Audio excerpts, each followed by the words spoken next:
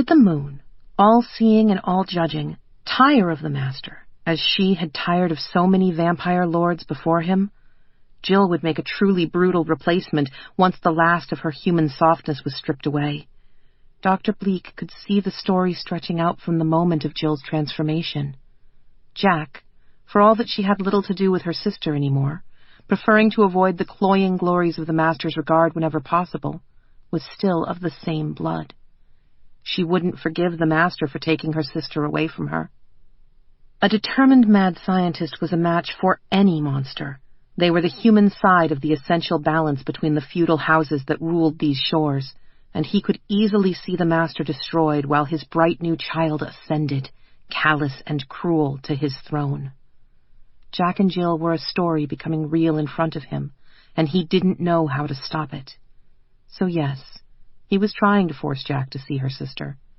He needed Jill to remember that Jack existed, that Jack was human, and that logic said Jill must be human as well. It might be the only thing that saved them. Alexis sat up again when she heard Jack approach, and frowned at the expression on her face. "That doesn't look like everything's fixed. Now kiss me more," she said. "Because it's not," said Jack. "Dr. Bleak wants me to go into the village for supplies." "Now?" Alexis made no effort to conceal her distress. "But I've only been here for an hour." Which meant that, after the bath, and the physical exam, and the cleansing of her teeth, and the gargling with sharp herbal disinfectant to make sure that no bacteria had been knocked loose when she flossed, she had only been clean enough, by Jack's standards, for about 5 minutes before they'd been interrupted. "I know," said Jack, kicking the floor in frustration. "I don't know why he's so set on my doing this now. I'm sorry. At least I can walk you home?" Alexis heaved a put-upon sigh. "At least there's that," she agreed. "My mother will try to feed you dinner." "Which I will gratefully accept, because your mother boils everything to within an inch of its life," said Jack. "If she asks why I don't remove my gloves, I'll tell her I've cut my hand and don't want to risk the wound cracking open, bleeding, and attracting the undead." "That's what you told her last time." "It's a valid concern. She should be pleased that you're stepping out with such a conscientious young apprentice, instead of one of those village oafs." Jack offered Alexis her gloved hand. With another sigh, Alexis took it and slid off the bed. "Those village oafs, as you like to call them, will have houses and trades of their own one day. You'll have a windmill." "A very clean windmill," said Jack. "They'd be able to give me children. That's what Mother says." "I could give you children," said Jack, sounding faintly affronted. "You'd have to tell me how many heads you wanted them to have, and what species you'd like them to be. But what's the point of having all these graveyards if I can't give you children when you ask for them?" Alexis laughed and punched her in the shoulder, and Jack smiled, knowing that all was forgiven. They made an odd pair, strolling across the moors, neither of them looking like they had a care in the world. Alexis was soft where Jack was spare, the daughter of wealthy parents who made sure she never went to bed hungry, trusting her to know her own body and its needs. And if the local vampire favored willowy girls who would die if left outside in the slightest frost, well, loosen your belt and pass the potatoes. We'll keep our darling daughters safe at home. Jack's hair was tightly braided where Alexis's was loose, and her hands were gloved where Alexis's were bare. But those hands were joined as tightly together as any lover's knot had ever been, and they walked in smooth, matched steps, never turning their ankles, never forcing the other to rush. Occasionally, Jack would stop, produce a pair of bone-handled scissors from her pocket, and snip off a piece of some bush or weed. Alexis always stopped and watched indulgently as Jack made the vegetation vanish into her basket.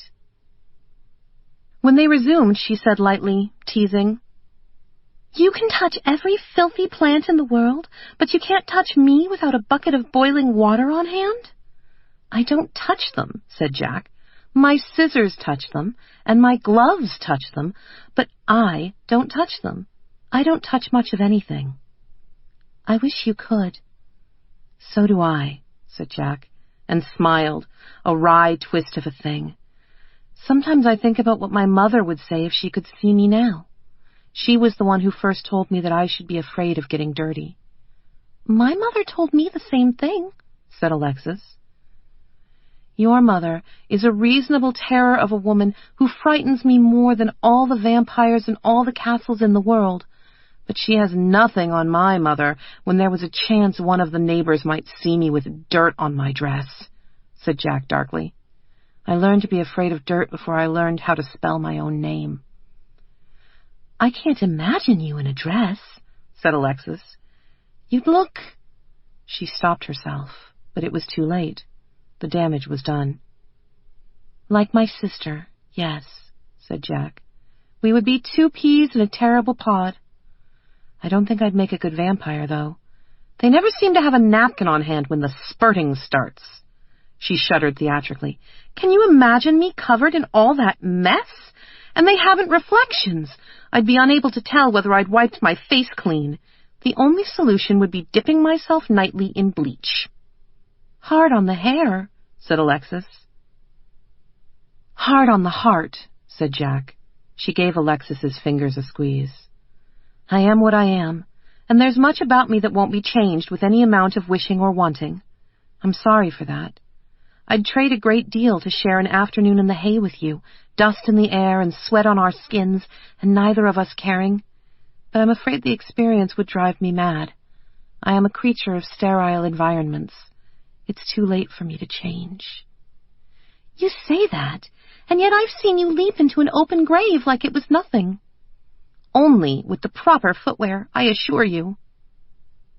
Alexis laughed and stepped a little closer to Jack, hugging her arm as they walked toward the looming wall of the village. She rested her head against Jack's shoulder. Jack inhaled, breathing in the salty smell of her lover's hair, and thought that there was something to be said for worlds of blood and moonlight, where the only threat more terrible than the things that dwelt in the sea were the things that lived on the shore. Beauty was all the brighter against a background of briars. The walk was too short, or maybe their legs had just become too long. Both of them were still so haunted by the ghosts of childhood that they had yet to learn the fine art of dawdling, of stretching things out until they lasted as long as they would ask them to. In what seemed like no time at all, they were standing in front of the great wall. Alexis let go of Jack's hand. Cupping her hands around her mouth, she called, "Alexis Chopper, returning home," to the sentry. "Jacqueline Wolcott, apprentice to Dr. Bleak, escorting Miss Chopper and purchasing supplies," called Jack. Residents always spoke first, to give them the opportunity to scream for help if they felt that it was needed, she supposed. The help would probably take the form of scalding oil, or possibly a rain of arrows, but at least the residents would die knowing that they'd protected the rest of the village. It was fascinating how frightened people who lived in a vampire's backyard could be of the rest of the world. Just because something was unfamiliar, that didn't mean it had sharper teeth or crueler claws than the monster they already knew. But Dr. Bleak said that conducting psychological experiments on the neighbors never ended well, and he was in charge, so Jack kept her thoughts to herself. "Watch the gate," called the sentry. There was a lot of shouting and creaking of wood, and then the gate swung open, heavy and slow and supposedly secure. Alexis, who had been born behind that gate, knowing that the master watched her every step, walked through serenely. The fact that she was willingly strolling into a vampire's hunting ground didn't seem to trouble her, and maybe it didn't. On the few occasions when Jack had tried to speak to her about it, she had spoken darkly of the werewolves in the mountains, of the drowned gods under the sea, of all the terrible dangers that the moors had to offer. Apparently, being a prey animal living under the auspices of a predator was better. Maybe it was. Jack had only spent a single night under the master's roof, and while she was sometimes sad that she hadn't been able to save her sister, she was never sorry that she'd gotten out. Jill had made her own choice. Jack chuckled to herself. Alexis glanced at her. "Something funny?" "Everything," said Jack as the doors swung shut behind them. She offered Alexis her hand. "Let's go see your parents." The sun, although fading, was still in the sky. The master was deep inside his castle, resting up for the night that was to come. Jill was not allowed in his presence for another 2 days. It was always like that after a feeding. He said she needed to reach a certain age before he could stop her heart in her chest, preserving it forever. He said she would be happier facing the unending night as an adult with an adult's position and privilege.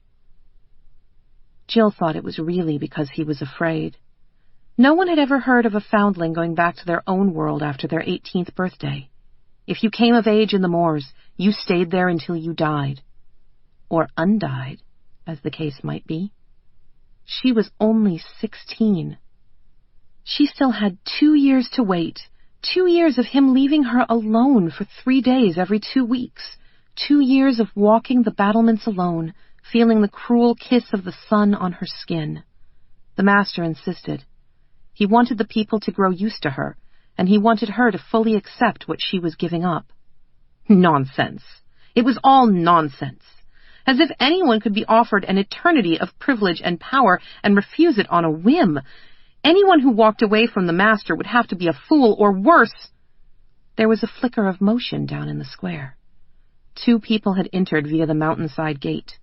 The fat girl from the inn and a skinny figure in a black vest. Light glinted off Jack's glasses when she turned her head. Jill felt her hated heart clench in her chest. Her sister, here. This could not be allowed to stand. Chapter 9. Someone's coming to dinner. The inn owned by Alexis's parents was small and cozy and reasonably clean, as such things went. Jack could be in it for hours before she started wanting to scratch her own skin off, which was remarkable for any place outside of the lab. Alexis had remarked once, after a particularly tense visit, that it was odd how Jack could handle working in the garden for Dr. Bleak, but not the idea of sitting on a seat that another human had used without first scrubbing it to a mirror sheen. Jack had attempted, not very well, to explain that dirt was dirt. Dirt was capable of being clean if it was in its native environment. It was the mixture of dirt and other things, like sweat and skin and the humors of the human body, that became a problem. It was the recipe, not the ingredients. Alexis's mother looked like her, but older, and when she smiled it was like someone had lit a jack-o'-lantern fire in the space behind her eyes. Jack thought she could endure any amount of dirt for the warmth of Ms. Chopper's smile. She had searched her memory over and over again, and never found anything that even implied her own mother had been capable of such a smile. Alexis's father had been a woodcutter before he'd settled into the innkeeper's life, hence the family name and the axe that hung above the fire. He was a mountain of a man, and Jack thought he might be the only human in the moors who would stand a chance against Dr. Bleak in a physical contest. The werewolves would win, no contest. Fortunately, werewolves were less interested in wrestling and axe-hurling than they were in mauling people and fetching sticks. As always at the sign of the Hind and Hare, the food was simple and plentiful, and reminded Jack uncomfortably of the rabbit and root vegetables she'd eaten on her one night with the master. He took what he wanted from the village stores for the people who lived under his roof. She had no doubt that her very first meal had been prepared by Ms. Chopper's loving hand. Maybe Alexis had eaten the same thing that night. Maybe they had started her tenure in the moors by sharing a meal, all unaware of what lay ahead of them. She hoped so. It made the bread taste better, and the milk seem sweeter, to think they'd been eating together for as long as that. Ms. Chopper was passing the potatoes around the table one more time when the kitchen door blew open, shuddering in its frame like it had been caught in a heavy wind. Alexis jumped. Mr. Chopper tensed, hand going to his side like he expected to find his axe hanging there, ready to be swung. Ms. Chopper froze, her hands clenching around the edges of her tray. Jack sat quietly, her eyes on her food, trying to look as if she thought stewed mushrooms and roast rabbit was the most fascinating thing in the entire world. "You could at least say hello, sister," hissed Jill, and her voice was poisonously sweet, like something that had been allowed to sit too long in the sun and had spoiled from the heat. "Oh, I'm sorry." Jack raised her head, reaching up to adjust her glasses as she did. "I thought it was a stray dog knocking the door open. Where I come from, people knock." "You come from the same place I do," said Jill. "Yes, and people knocked." Jill glared at her. Jack looked impassively back.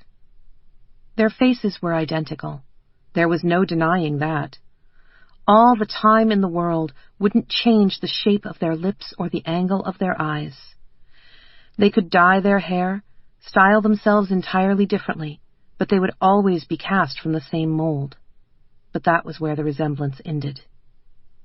Jill was dressed in a gown of purple so pale that it might as well have been white, if not set against the pallor of her skin and the icy blonde of her hair. It was cut straight across her chest in a style that was modest now, although it wouldn't be for much longer. It was a little girl's dress, and she, like Jack, was well on her way to womanhood. Her skirt was long enough to trail on the ground. The bottom 6 inches or so were gray with dirt. Jack shuddered slightly, hoping her sister wouldn't see. No such luck. While Jack had been living in a windmill, learning the secrets of science and how to raise the dead, Jill had been living in a castle, learning the secrets of survival and how to serve the dead. Her eyes saw all. Slowly, she smiled. "Aw, I'm sorry, sister," she said. "Am I dirty? Does that bother you, that I'm a dirty girl? The master doesn't mind if I spoil my dresses. I can always get another." "How nice for you," said Jack through gritted teeth. "Why are you here?" "I saw you come through the gates. I thought surely you must be coming up to the castle to see me, since I'm your sister, after all, and it's been so long since you last came to visit. Imagine my surprise when you followed your little fat girl to the inn to stuff your face." Jill's nose wrinkled. "Really? It's bestial. Is this the way you want to spend your youth? With pigs and peasants?" Jack started to stand. Alexis grabbed her wrist, pulling her back down. "It's not worth it," she said, voice low. "Please, it's not worth it." Jill laughed. "See? Everyone here knows their place except for you. Is it because you're jealous? Because you could have had what I have and you didn't move fast enough? Or is it because you miss me?" "I never knew my sister well enough to miss her, and with the way you behave, I'm not sure I'd want you for my sister," said Jack. "As for having what you have a dress that shows every speck of dust that lands on it. You have hands so pale that they can never look clean. I don't want what you have. What you have is terrible. Leave me alone." "Is that any way to talk to your family? Blood of your blood?" Jack sneered. "Last time I checked, you were planning to get rid of your blood as soon as the master was willing to take it. Or did you change your mind? Are you going to stick around and try living for a little while? I recommend it. Maybe get some more sun. You're clearly vitamin D deficient." "Jack, please," whispered Alexis. Jill was still smiling. Jack went cold. The sign of the Hind and Hare was the only inn the village had. That didn't make it indispensable. If something should happen to it, if it burned to the ground in the middle of the night, say, or if its owners were found with all the blood drained from their bodies, well, that would just be too bad. Another inn would open before the next full moon, equipped with a new family, eager to serve without breaking the rules. Like everyone who lived under the grace of the master, the choppers obeyed his rules. They did as they were told. They went where they were bid. And they didn't fight, ever, not with him, and not with the girl he'd chosen as his heir. Jack swallowed. Jack smoothed her vest with the heels of her gloved hands and stood, leaving her plate behind. Alexis let go of her arm. The moment of absence, when the pressure of Alexis's hand was first removed, was somehow worse than the surrender. "I'm so sorry, Jillian," said Jack, in a careful, measured voice. "I was hungry. You know how cranky I get when I'm hungry." Jill giggled.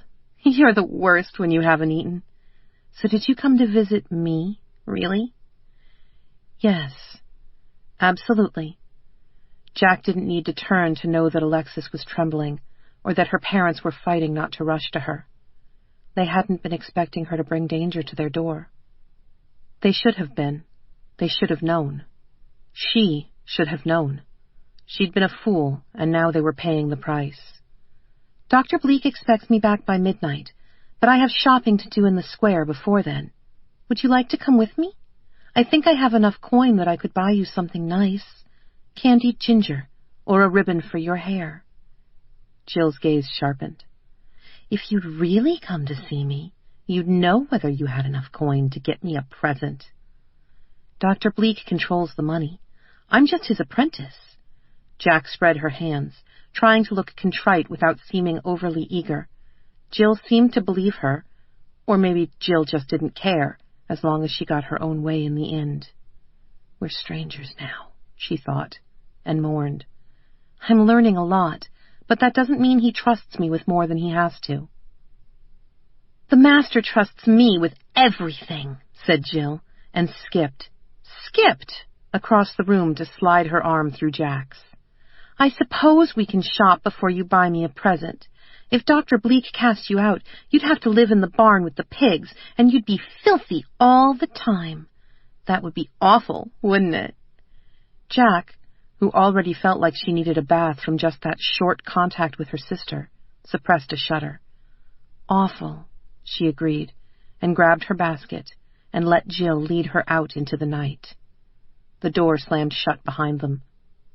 Ms. Chopper dropped the tray of potatoes in her hurry to fling her arms around her daughter, and the three of them huddled together, shaking and crying, and suddenly all too aware of the dark outside. Jill stepped lightly, like she was dancing her way across the muddy cobblestones in the village square.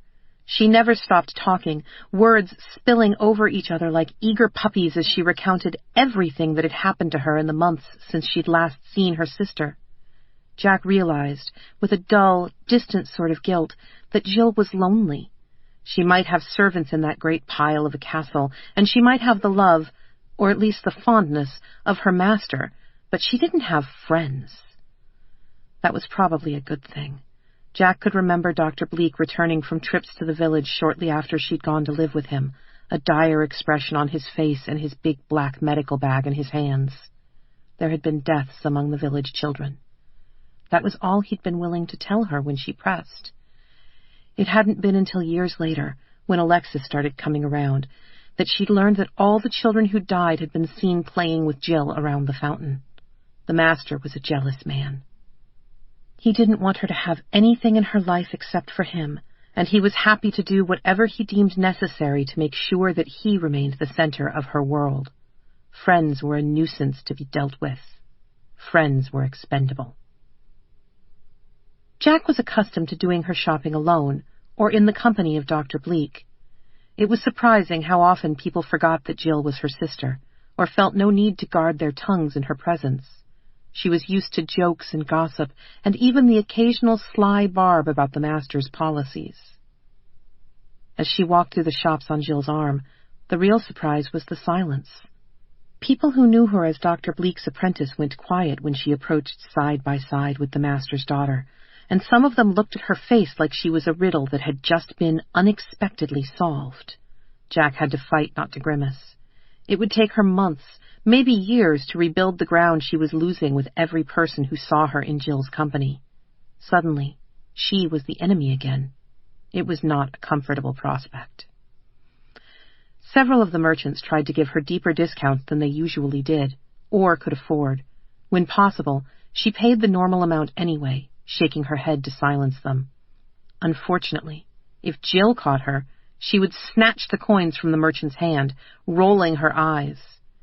"We only pay as a courtesy," she would say. "We pay as a symbol to show that we're part of this village, not just the beating heart that sustains it in a world of wolves. If they want to make the symbol even more symbolic, you're to let them. You promised me a present." "Yes, sister," Jack would reply, and on they would go to the next merchant, while the hole in the pit of her stomach got bigger and bigger until it felt like it was going to swallow the entire world. She'd have to tell Dr. Bleak about this. If she didn't, the villagers would the next time he came for supplies or to check on someone's ailing mother. They would talk about his apprentice and the master's daughter walking arm in arm, and he would wonder why she'd hid it from him, and everything would be ruined, even more ruined than it already was. The basket over her arm was heavy with the things she'd been sent to buy, and with an occasional extra that Jill had picked up and simply placed among everything else. A jug of heavy cream, a jar of honey. Luxuries that were nice, in their way, but which had never been considered necessary in the windmill up on the hill. Finally, it was time for Jill to choose her gift. The stallholder, a slender village maiden who shook and shivered like a reed dancing in the wind, stood with her hands clasped tight against her apron, like by refusing to let them flutter, she could somehow conceal the rest of her anxiety. And maybe she could. Jill didn't appear to notice. She was busy running her fingers through the ribbons, cooing and twittering about the feel of the fabric against her skin. Jack tried to make eye contact with the stallholder. She looked away, refusing to let Jack look into her eyes. Jack felt the hole in her stomach grow greater still.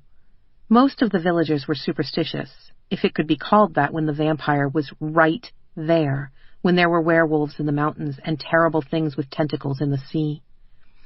They knew that the master could influence their minds by meeting their eyes. None of them had looked directly at Jill without being ordered to in years, even though she wouldn't have her own power over the human heart until she was transformed.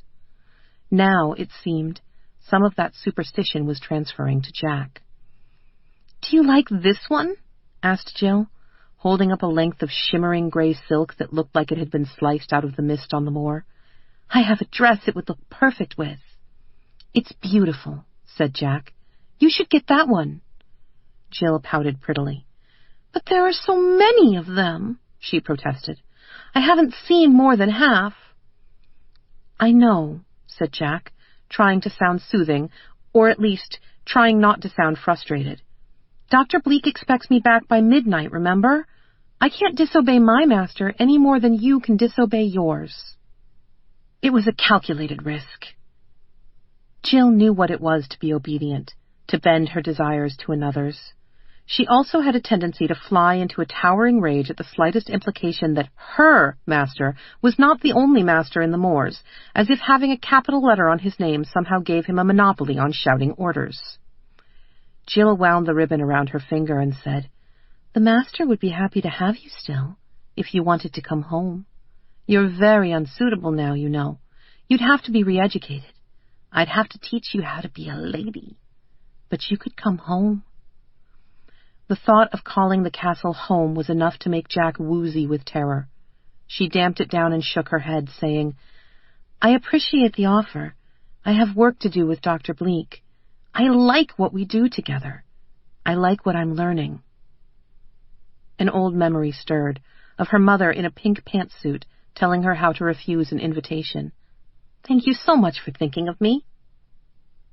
Jill sighed. "You'll come home one day," she said, and grabbed a fistful of ribbons, so many of them that they trailed between her fingers like a rainbow of worms. "I'll take these," she informed the stallholder. "My sister will pay you." Then she was gone, turning on her heel and flouncing back toward the castle gates. Ribbons fell unnoticed from her fist as she walked, leaving a trail behind her in the dust. Jack turned back to the stallholder, reaching for the coins at the bottom of her basket. "I'm so sorry," she said, voice pitched low and urgent. "I didn't mean to bring her to you. She forced my hand. I may not have enough to pay you, but I promise I'll return with the rest. Only tell me what I owe." "Nothing," said the stallholder. She still wasn't looking at Jack. "But—" "I said nothing." The stallholder moved to start smoothing the remaining ribbons, trying to restore order to the chaos Jill had made. "She never pays anyway. The master will send someone with gold, will overpay for the next dress he orders in her name. She didn't threaten me this time. She didn't show me her teeth or ask if I wanted to look at the skin under her choker. You made her better, not worse." "I'm so sorry." "Leave." The stallholder finally looked up, finally focused on Jack. When she spoke again, her voice was so soft that it was barely audible. "Everyone knows that children who talk to the master's daughter disappear because he can't stand to share her. But not you.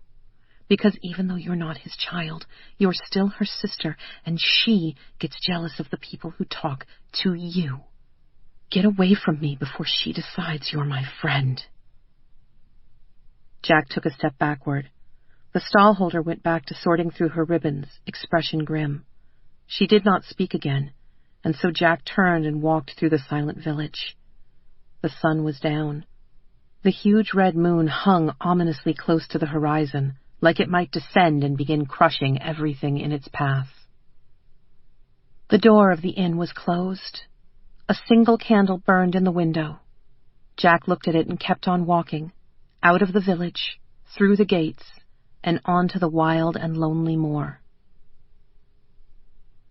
The light in the windmill window made it seem more like a lighthouse, something perfect and pure, calling the lost souls home.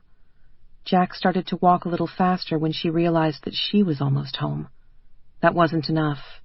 She broke into a run and would have slammed straight into the door if Dr. Bleak hadn't opened it a split second before she could. She ran into the hard flesh of his midsection instead, the rough leather of his apron grinding against her cheek. She dropped the basket, scattering supplies and her small remaining store of coins at her feet. "Jack, what's wrong?" asked Dr. Bleak, and his voice was a rope thrown to a drowning girl. His voice was the solid foundation of her world, and she clung to him, pressing her face against his chest, for once not caring about the dirt, and cried under the eye of the unforgiving moon. Part 4. Jill and Jack will not come back. Chapter 10. And from her grave a red, red rose. Time passed. Jack stayed away from the village, electing to do extra chores at home rather than accompanying Dr. Bleak to town on shopping trips. She began to make plans for the future, for the time when she would have her own garden, her own windmill, and be able to provide for a household of her own. Alexis continued to visit, cautiously at first, and then more and more brazenly as nothing terrible happened to her family. Jill walked the battlements and counted down the days until their 18th birthday. She was nestled snug in her bed, dreaming of rivers of beautiful red, when sunlight flooded the room and slapped her out of sleep. She sat bolt upright, shocked and bewildered, and blinked against the terrible brightness. "Miss," said Mary, voice polite, deferential. She had been using that tone with Jill for 2 years, since the day Jill had thrown a fit and demanded she be spoken to with respect, lest Mary find herself thrown over the battlements. "The master requested I wake you." "Why?" demanded Jill. She dug at her eyes with the heels of her hands, rubbing until the sting of the sunlight faded. When she lowered her hands, blinking rapidly, she realized that Mary was holding a large vase filled with red, red roses. Jill's eyes widened. She reached out her hands, making small wanting motions. "Give them to me," said Jill. "Yes, miss." Mary did not hand the vase to Jill. Rather, she walked a few steps along the length of the bed and set them on the table next to the headboard, where Jill could breathe in their fragrance and admire their beauty without pricking herself on the thorns. If she were responsible for the master's precious girl bleeding when he was not in the room, her head would be the one hitting the floor. "From the master?" demanded Jill. "Yes, miss." "They're beautiful." Jill's expression went soft, her eyes growing wet with grateful tears. "Do you see how beautiful they are? He loves me so much. He's so good to me." "Yes, miss," said Mary, who was well acquainted with the shape of a vampire's love. She thought sometimes that Jill had utterly forgotten that she had been a foundling too, long ago, that Jill was not the first girl to wear a pale dress and a choker around her throat. "Did he tell you why?" Jill turned a hopeful face toward Mary. "Is he coming to see me today? I know it's only been 2 days, but—" "Do you really not know, miss?" Of course she didn't. Vampires cared about time only as it impacted other people, and Jill, while still human, was already thinking like a vampire. Mary forced herself to smile. "Today is the 5th anniversary of your arrival in the moors." Jill's eyes widened. "I'm 17? "Yes, miss." Time in the moors was not precisely like time in the world Jack and Jill had originally come from. It followed a different set of natural rules and did not map precisely to any other calendar. But a year was a year. Even if their precise birthday was impossible to mark, the date of their arrival was clear. Jill tumbled out of bed in an avalanche of blankets and fluffy nightgown. "I was almost 12 and a half when we arrived here," she said excitedly, starting to shuffle her covers back onto the mattress. "That makes me practically 18. Does he want me? Tonight? Is it finally time?" "Practically 18 is not the same as actually 18, miss," said Mary, fighting to keep the precise balance of kindness and deference she needed when speaking to Jill. "He knew you would ask about this.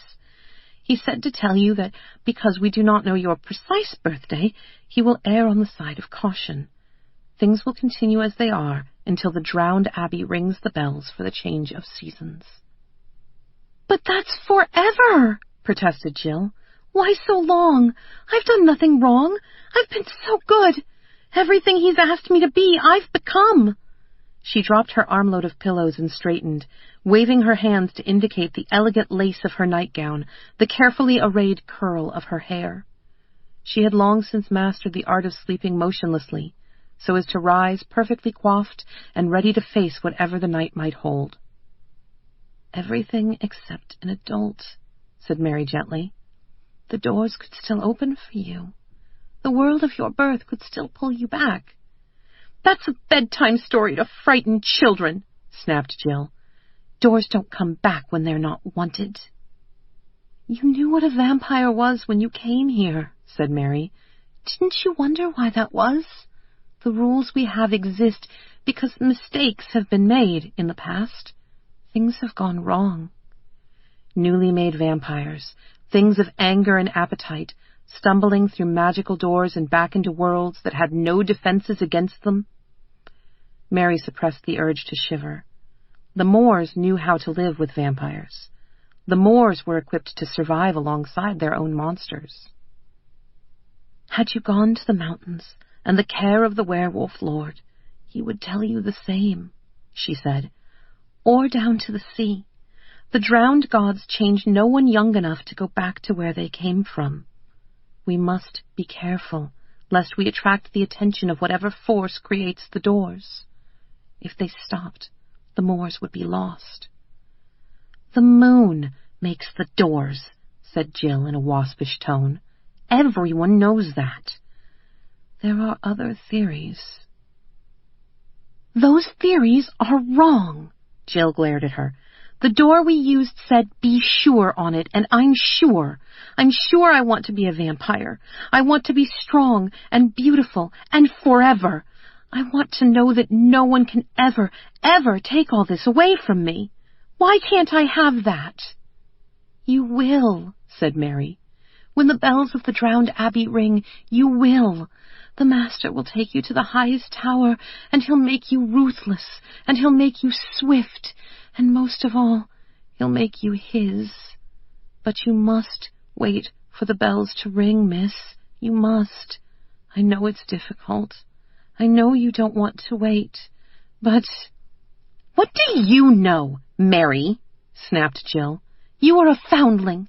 This could have been yours. You refused him. Why?" "Because I didn't want to be ruthless, miss. It had all seemed like a game at first. Her and the vampire in the high castle, him offering her whatever she wanted, while she laughed and refused everything but what she needed. It had seemed like a game. And then he had asked to be her new father, and asked her to be his child, to rule alongside him forever in fury and in blood. And then he had raged at her refusal.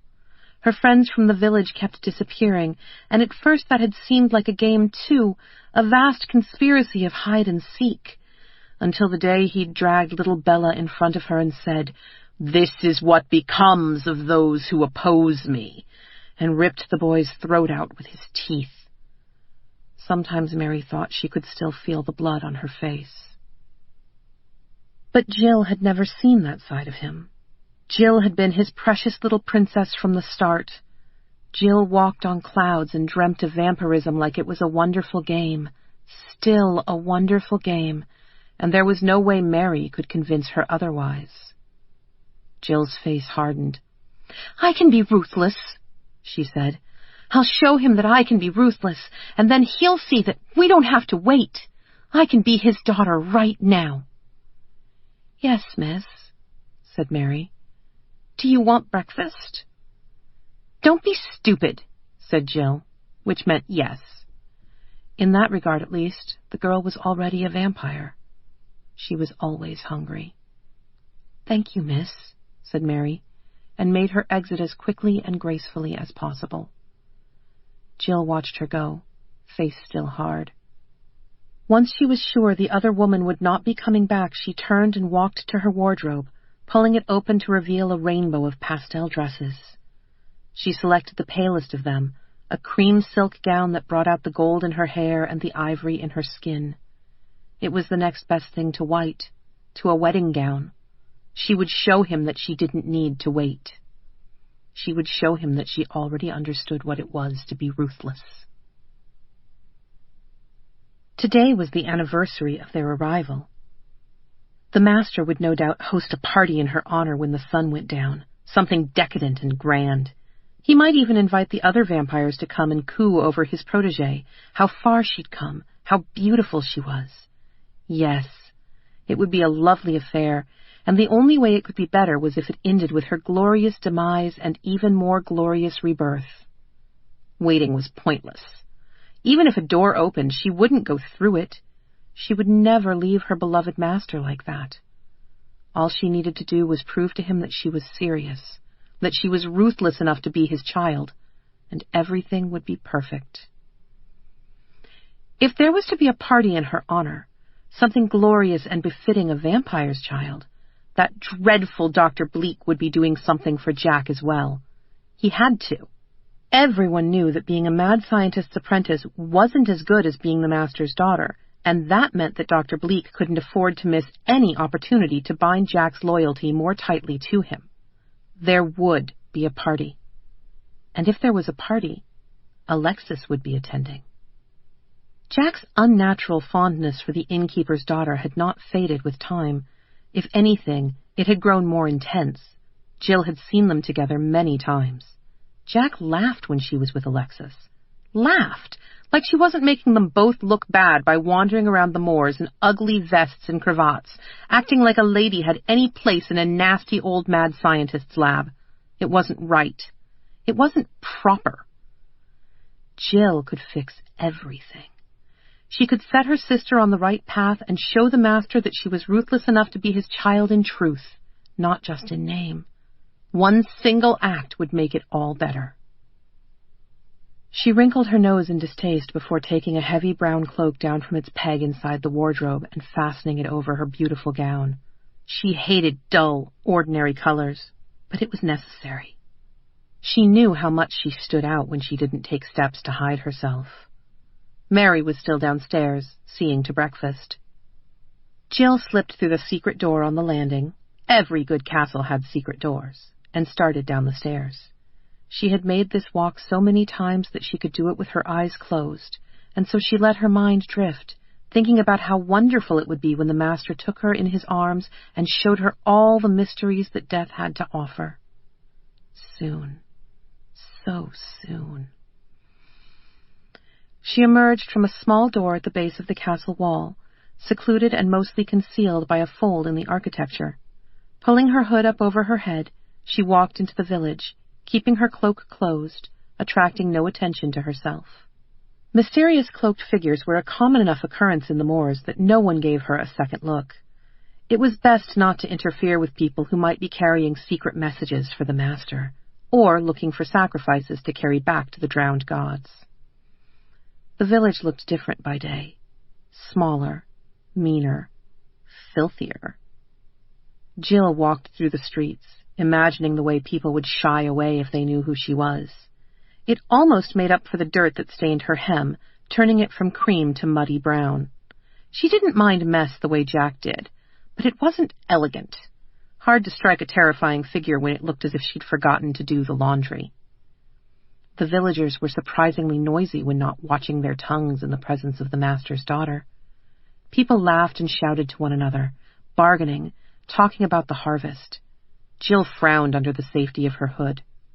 They sounded happy. But they lived short, brutish lives, protected only by the grace of the master. They wallowed in dirt and worked their fingers to the bone just to keep a roof over their heads. How could they be happy? It was a train of thought that might have led her to some unpleasant conclusions had it been allowed to continue. This story might have ended differently. A single revelation does not change a life. It is a start. But alas, the inn door opened. The innkeeper's daughter emerged, dressed in what passed among the villagers for finery. Her dress was green, her bodice was blue, and her skirts were hiked daringly high, enough to show her ankles. There was a basket over one arm, laden with bread and wine and fresh-picked apples. Her mother, coming to the threshold, said something.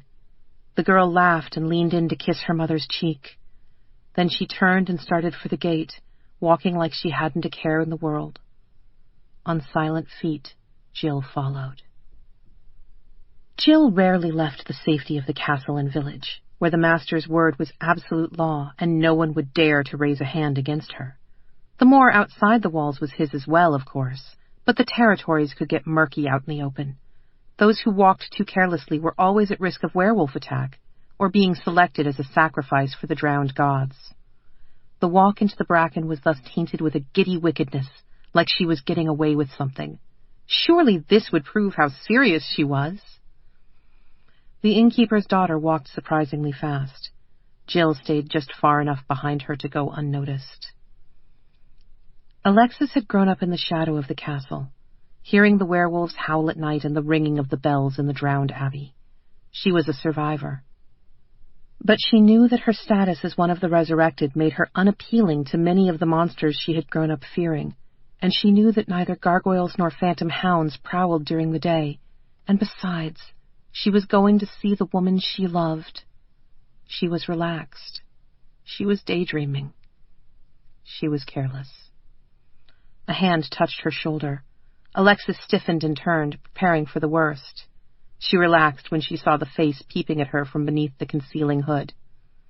"Jack," she said warmly, "I thought you had chores all morning." Jill frowned.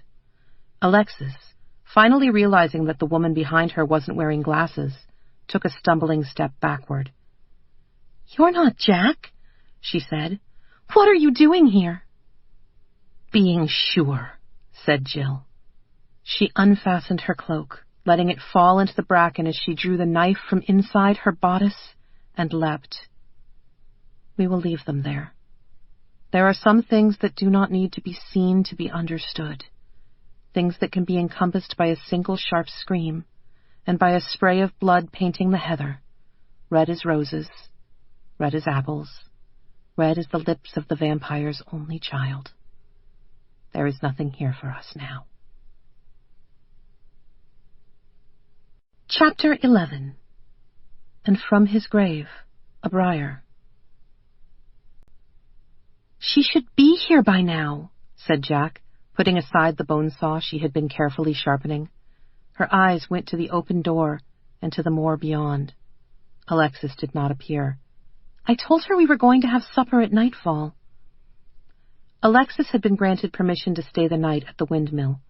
It would have been considered improper, but with Dr. Bleak to serve as a chaperone, there was no question of her virtue being imperiled. Not that her parents had any illusions about her virtue, or about Jack's intentions toward their daughter. Despite Alexis's status as one of the resurrected, they were both relieved to know that she had found someone who would care for her when they were gone. Dr. Bleak looked up from his own workbench. "Perhaps she stopped to pick flowers." "On the moor?" Jack stood, grabbing her jacket from the back of the chair. "I'm going to go find her." "Patience, Jack, is an essential tool of the scientific mind. Raise no corpse before its time. I know, sir, but I also know that this isn't like Alexis. She's never late." Jack looked at her mentor, expression pleading. Dr. Bleak sighed. "Ah, for the energy of the young," he said. Yes, you may go and find her, but be quick about it. The festivities will not begin until you finish your chores. Yes, sir, said Jack. She yanked on her gloves, and then she was off, running for the door and down the garden path. Dr. Bleak watched her until she had dwindled to almost nothing in the distance. Only then did he close his eyes. He had lived in the moors for a very long time. He knew, even better than Jack did, that lateness was rarely, if ever, as innocent as it seemed. Let her be alive, he whispered, and recognized his words for the useless things they were as soon as he heard them. He sat still, waiting. The truth would come clear soon enough. It was the red that caught Jack's attention first.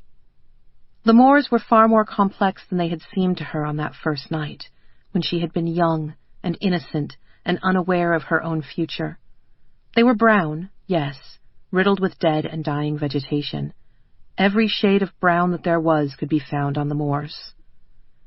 They were also bright with growing green and mellow gold, and with the rainbow pops of flowers, yellow marigold and blue heather and purple wolfsbane. Hemlock bloomed white as clouds. Foxglove spanned the spectrum of sunset. The moors were beautiful in their own way, and if their beauty was the quiet sort that required time and introspection to be seen, well, there was nothing wrong with that. The best beauty was the sort that took some seeking. But nothing red grew on the moors. Not even strawberries or poisonous mushrooms. Those were found only on the outskirts of the forest held by the werewolves, or in private gardens, like Dr. Bleak's.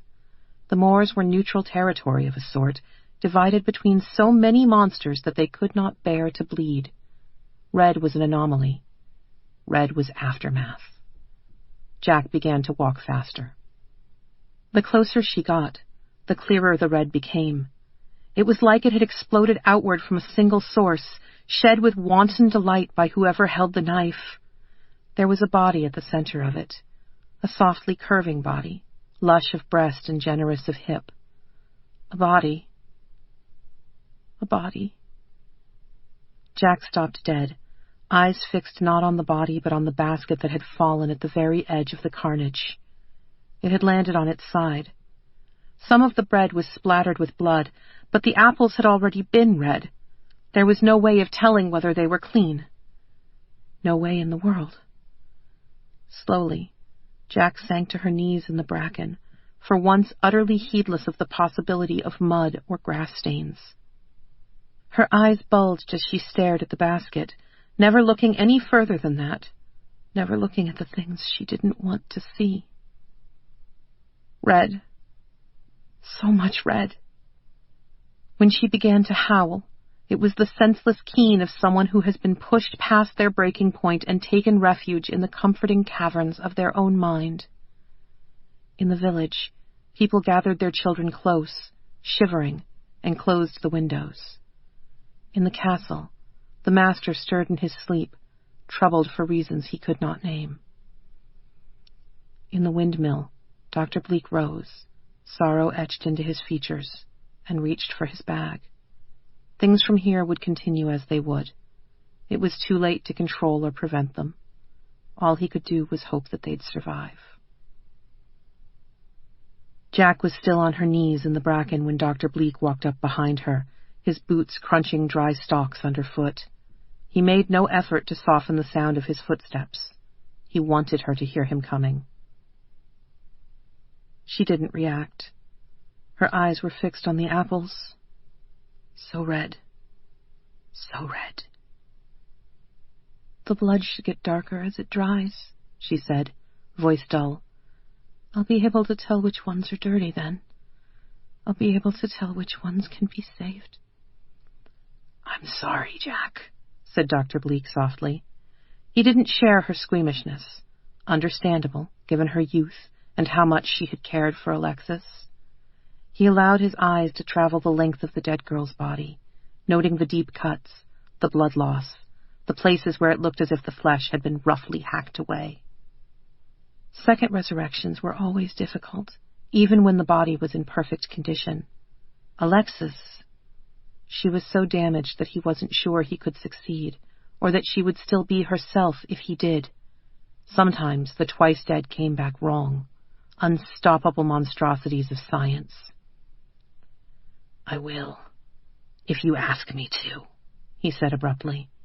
You know I will, but I will expect you to help me if it goes wrong. Jack raised her head, slowly turning to look at her mentor. I don't care if it goes wrong, she said. It can't end this way. Then follow the blood, Jack. If a beast has taken her heart, I'll want it intact. The more of the original flesh we have to work with, the higher our chances will be of bringing her back whole. That was true, but it was also a convenient distraction. Dr. Bleak knew enough about bodies to know that Alexis would reveal more injuries when she was lifted. The dead always did. If he could spare Jack the sight. Sparing Jack had never been his goal. If the girl was to survive in the moors, she needed to understand the world into which she had fallen. But there was preparing her for the future, and then there was being cruel. He was perfectly happy to do the former. He would never do the latter, not if he could help it. Yes, sir, said Jack, and staggered to her feet, beginning to follow the drips and drops of blood across the open ground. She had spent so many years looking for the slightest hint of a mess that she had absolutely no trouble following a blood trail. She was so focused on her feet that she didn't hear Dr. Bleak grunt as he hoisted Alexis's body up and onto his shoulders, turning to carry her back toward the distant shadow of the windmill. Jack walked, on and on, until she reached the village wall. The gate was open. The gate was often open during the high part of the day. The sound of raised voices from inside was more unusual. It sounded like people were shouting. She stepped through the gate. The noise took on form, meaning. Beast! Monster! Monster! Kill the witch! Jack stopped where she was, frowning as she tried to make sense of the scene. What looked like half the village was standing in the square, fists raised in anger. Some of them held knives or pitchforks. One enterprising soul had even stopped to find himself a torch. She would have admired the can-do spirit, if not for the figure at the center of their mob. Jill, a confused expression on her face, blood gluing her gauzy dress to her body so that she looked like she had just gone for a swim. Her arms were red to the elbow. Her hands were terrors, slathered so thickly in red that it was as if they were gloved. Ms. Chopper pushed her way through the throng, shrieking, "Demon!" before she flung an egg at Jill. It hit the front of her dress and burst, adding a smear of yellow to the red. Jill's eyes widened. "You can't do that," she said, in a surprisingly childish voice. "I'm the master's daughter. You can't do that to me. It's not allowed." "You're not his daughter yet, you foolish girl," snapped a new voice, a familiar one. Both Jack and Jill turned in unconscious unison to see Mary standing at the edge of the crowd, blocking Jill from the castle. "I told you to be patient. I told you that your time would come. You just had to rush things, didn't you? I told him he did you no favors by cosseting you." "You told me to be ruthless," protested Jill, balling her bloody hands into fists. "You said that he needed me to be ruthless." "The master feeds from the village, but he protects them as well," said Mary coldly. "You have killed without his permission and without his blessing, and you are no vampire. You had no right." She lifted her chin slightly, shifting her attention to the crowd. "The master has revoked the protection of his household. Do with her as you will." A low, dangerous rumble spread through the crowd. It was the sound a beast made immediately before it attacked. Perhaps Jack could have been forgiven if she had turned her back on her bewildered sister, still dressed in her lover's blood, if she had walked away. These were extraordinary circumstances, after all, and while Jack was an extraordinary girl, She was only 17. It would have been understandable of her to hold a grudge, even if she might have regretted it later. She looked at Jill and remembered a 12-year-old in blue jeans, short hair spiking up at the back, trying to talk her into having an adventure. She remembered how afraid she'd been to leave her sister behind, even if it had meant saving them both. She remembered Gemalu when they were small, so small, telling them to look out for each other, even when they were angry, because family was a thing that could never be replaced once it was thrown away. She remembered loving her sister, once, a long, long time ago. The crowd had been watching Jill for signs that she was preparing to run away. They hadn't been expecting Jack to push her way into the center of their ring, grab Jill's hand, and run. Surprise was enough to get the two girls to the edge of the crowd, Jack hauling her sister in her wake, struggling not to let the blood make her lose her grip. Jill was strangely pliant, not resisting Jack's efforts to pull her along. It was like she was in shock. Becoming a murderer and getting disowned in the same day will do that, thought Jack dizzily, and kept on running, even as the first sounds of pursuit began behind them. All that mattered now was getting away. Everything else could happen later. Chapter 12. Everything You Never Wanted. See them now, two girls, almost women, but still not quite, running hand in hand across the vast and unforgiving moor. One wears a skirt that tangles and tears in the bracken. The other wears trousers, sturdy shoes, and gloves to protect her from the world around her. Both of them run like their lives depend on it. Behind them, a river of anger, split into individual human bodies, running with the unstoppable fury of the crowd. More torches have been found and lit. More pitchforks have been liberated. In a place like this, under a sky like this, torches and pitchforks are the native trappings of the enraged. They appear without being asked for, and the more there are, the deeper the danger. The crowd glitters like a starry sky with the individual flames of their ire. The danger is very real. Jack runs and Jill follows. Both of them are weeping, the one for her lover blooming red as a rose in the empty moorland, the other for her adoptive father, who should have been so proud of her, and has instead cast her aside. If our sympathy is more for the first of them, well, we are only human. We can only look on the scene with human eyes and judge in our own ways.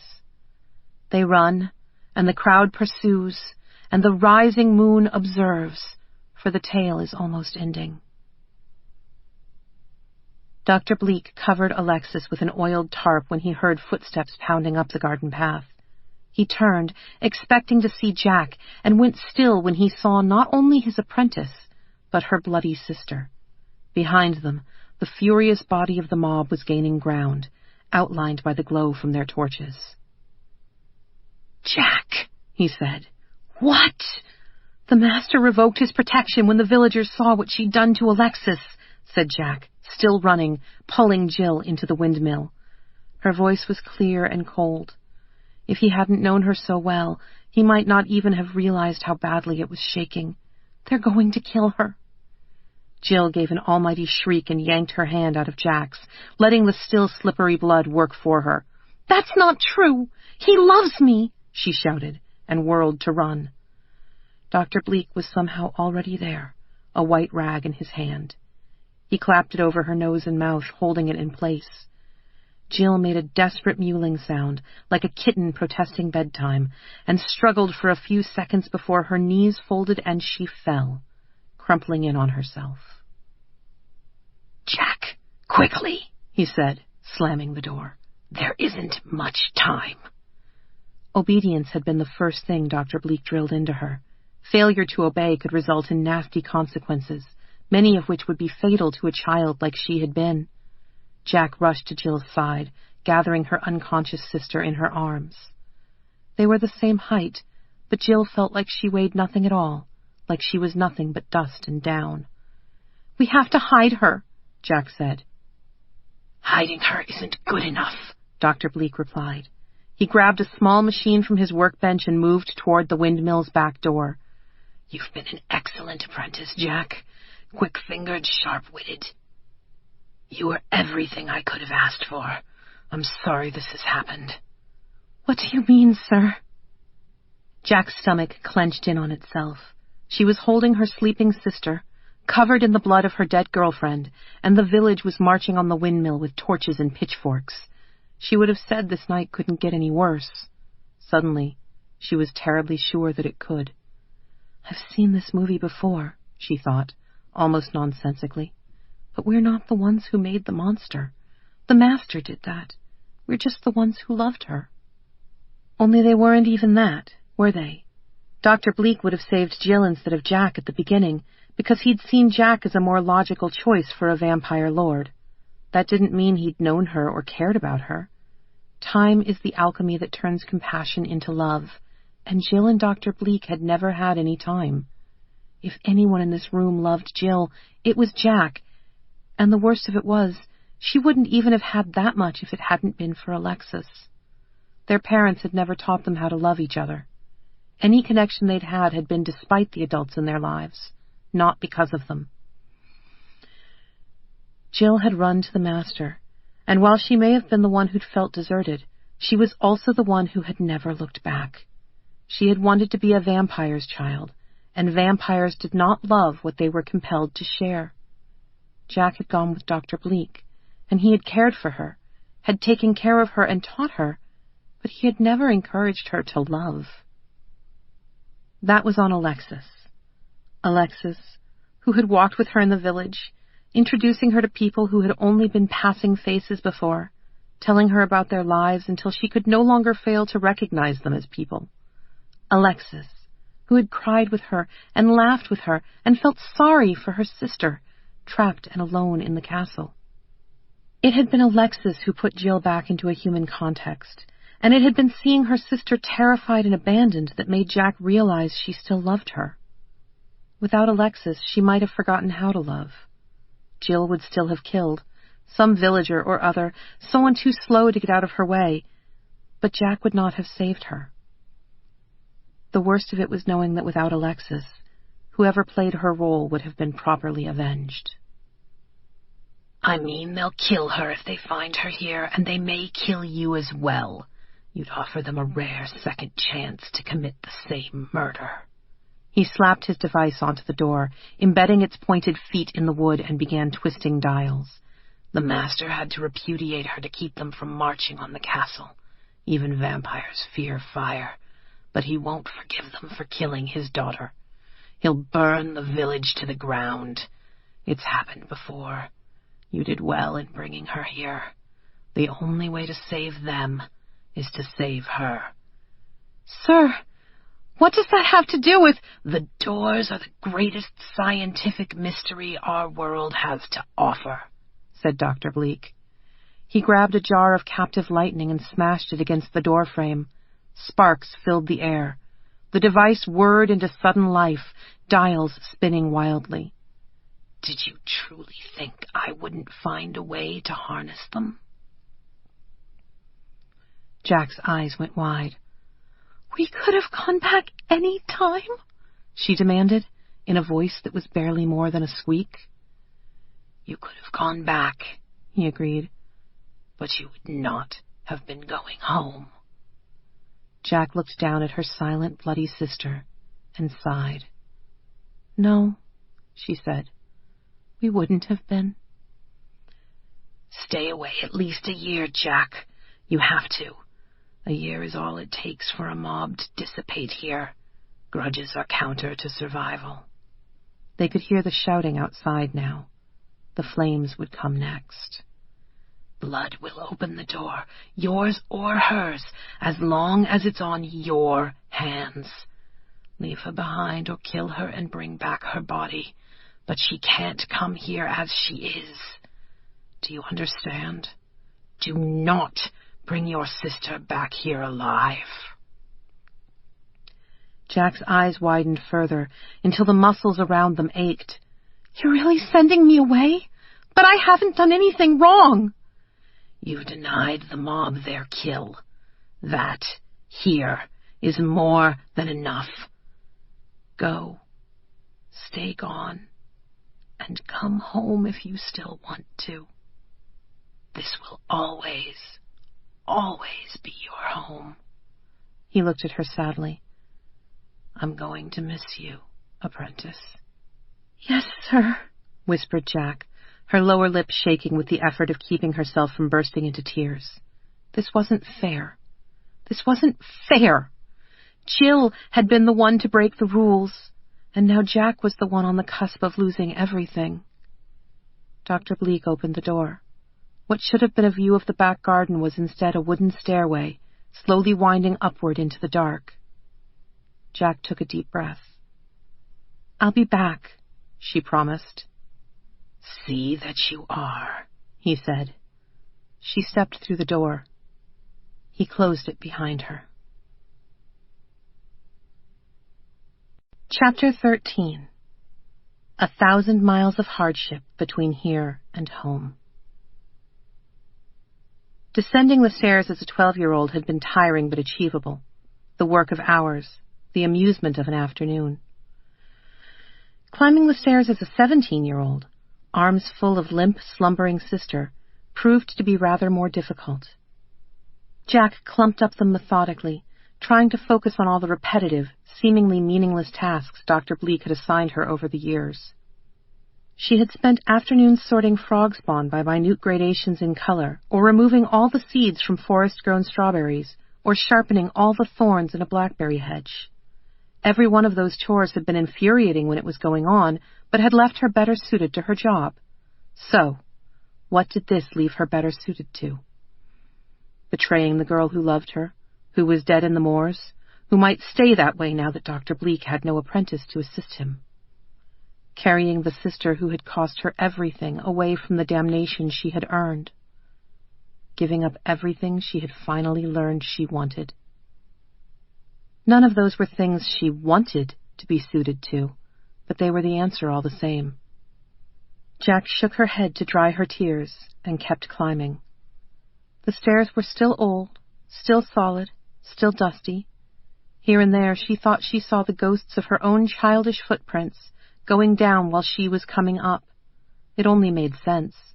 There had been no foundlings in the moors since she and Jill had arrived. Maybe there would be another now, since the position was no longer filled. Every breath had to be sucking in millions of dust particles. The thought was nauseating. They were halfway up when Jill stirred, opening her eyes and staring upward at Jack in confusion. "Jack?" she squeaked. "Can you walk?" Jack replied brusquely. Where are we?" "On the stairs." Jack stopped walking and dropped Jill, unceremoniously, on her bottom. "If you can ask questions, you can walk. I'm tired of carrying you." Jill blinked at her, eyes going wide and shocked. "The master isn't here, Jill. We're on the stairs. You remember the stairs?" Jack waved her arms, indicating everything around them. "The Moors kicked us out. We're going back." "No! No!" Jill leapt to her feet, attempting to fling herself downward. Jack was faster than she was. She hooked an arm around her sister's waist, jerking her back up and flinging her forward. "Yes!" she shouted. Jill's head hit something hard. She stopped, rubbing it, and then turned in slow confusion to touch the air behind her. It lifted upward, like a trapdoor, like the lid of a trunk, and revealed a small, dusty room that still smelled, ever so faintly, of Gemalu's perfume. "The stairs below me have gone," said Jack's voice, dull and unsurprised. "You'd best climb out before we're pushed out." Jill climbed out. Jack followed. The two stood there for a long moment, stepping unconsciously closer together as they looked at the room that had belonged to their first caretaker, that had once been so familiar before both of them had changed. The trunk slammed shut. Jill gave a little shriek and dove for it, clawing it open. Jack watched almost indifferently. Inside the trunk was a welter of old clothing and costume jewelry. the sort of things a loving grandmother would set aside for her grandchildren to amuse themselves with. No stairway, no secret door. Jill plunged her bloody hands into the clothes, pawing them aside. Jack let her. "It has to be here," Jill wailed. "It has to be." It wasn't. When Jill finally stopped digging and bowed her head to weep, Jack put a hand on her shoulder. Jill looked up, shaking, broken. She had never learned the art of thinking for herself. "I made the right choice, and I am so sorry I left you," thought Jack. Aloud, she said, "Come." Jill stood. When Jack took her hand, she did not resist. The door was locked. The key Jack carried in her pocket, the key she had been carrying for 5 long years, fit it perfectly. It turned, and the door opened, and they were, in the strictest and most academic of senses, home. The house they had lived in for the first 12 years of their lives, not the house they had grown up in, no. They had aged there, but they had so rarely grown, was familiar and alien at the same time, like walking through a storybook. The carpet was too soft beneath feet accustomed to stone castle floors and hard-packed earth. The air smelled of sickly sweetness instead of fresh flowers or honest chemicals. By the time they reached the ground floor, they were walking so close together that it didn't matter if their hands never touched. They were still conjoined. There was a light in the dining room. They followed it and found their parents sitting at the table, along with a small, impeccably groomed boy. They stopped in the doorway, both of them looking in bemusement at this small, closed circle of a family. Serena noticed them first. She shrieked, jumping from her chair. "Chester!" Chester turned, opening his mouth to yell at the intruders. But one of the girls was covered in blood, and they both looked as if they had been crying, and something about them. "Jacqueline?" he whispered. "Jillian?" And the 2 girls clung to each other and wept, as outside the rain came down like a punishment, and nothing would ever be the same.